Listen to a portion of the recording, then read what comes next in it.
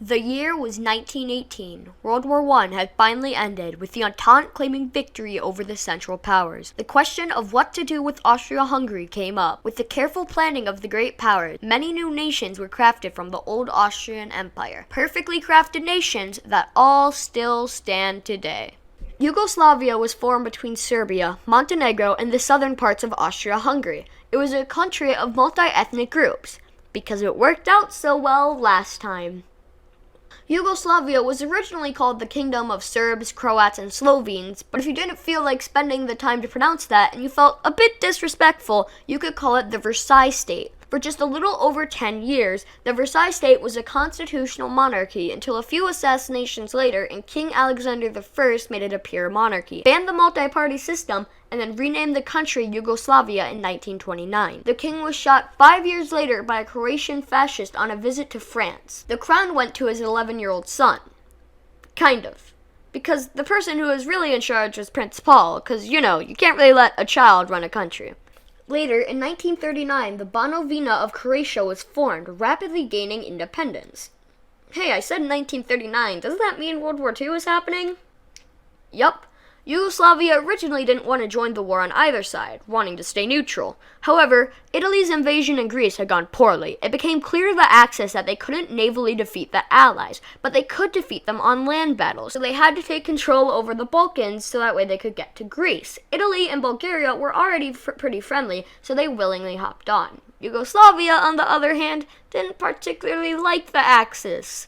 But Prince Paul's choice was to be invaded or to join the Axis powers. He agreed to the Axis demands and signed the Tripartite Pact. When Prince Paul got home, he found a lot of Yugoslavs angry at him. So just like that, Prince Paul was exiled by many of his senior military officers who put King Peter in charge on March 27th. On April 6th, the combined forces of Hungary, Italy, and Germany invaded Yugoslavia and split it between the three of them. Mostly Italy and Germany. Under the Axis occupation, two different groups rebelled against the Axis occupiers in guerrilla warfare: the Communists, or partisans, and the Royalists, or Chetniks. Both sides fought hard, but eventually the partisans, led by Tito, were able to kick the Axis out of their country. Although the Allies wanted to restore the monarchy, the Communists held the larger army of the two of them, so they took control instead. Elections were held in 1945, with only the Communist Party showing on the ballots.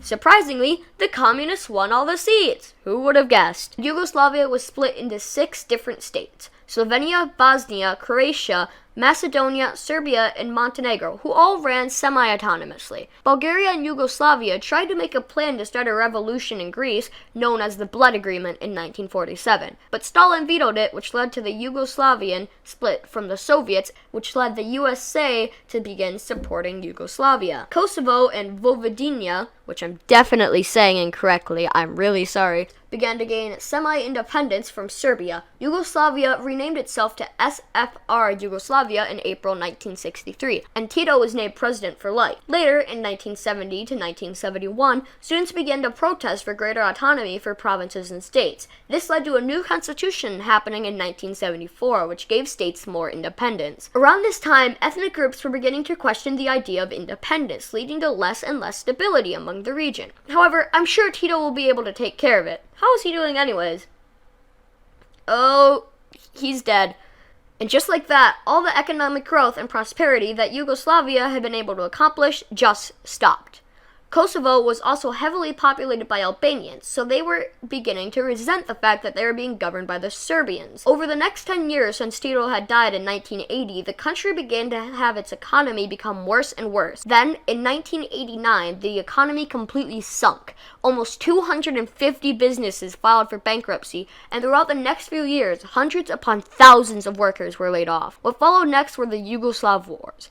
I could not do justice to those wars in enough time to edit all of this video. But basically, nationalist parties began to win elections in Macedonia, Croatia, Slovenia, and Bosnia, and arguments began over whether states should have more independence than the Yugoslav government. These arguments went in favor of the Serbs, as they had their ally Montenegro and had set up a voting bloc with Vojvodina and Kosovo. This, along with Serbians who lived in Croatia, that fear that if Croatia got their independence from Yugoslavia, that they would be forced to move if they wanted to be in the same country with the rest of Serbia, which eventually led to Serbia mobilizing to protect the Serbian people living in Croatia. I'll leave a link to videos on the Yugoslav Wars in the description if you want to learn more. Fighting ensues between Slovenia and Croatia, who had declared their independence, on one side, and Serbia and Montenegro on the other.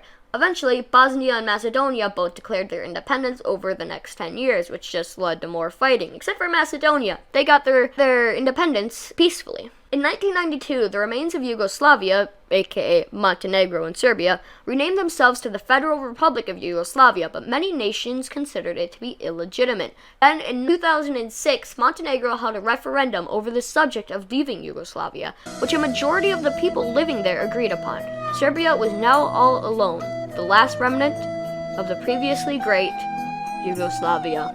To add even more insult to injury, Kosovo declared independence from Serbia in 2008, but its independence is debated by many nations to this day. 115 nations recognize it as an independent country, more than a majority of the UN. However, Russia and China refuse to acknowledge its existence, so it isn't allowed to join the exclusive club. In conclusion, Yugoslavia still lives in the hearts of the players of Hoi 4. Thank you for your time.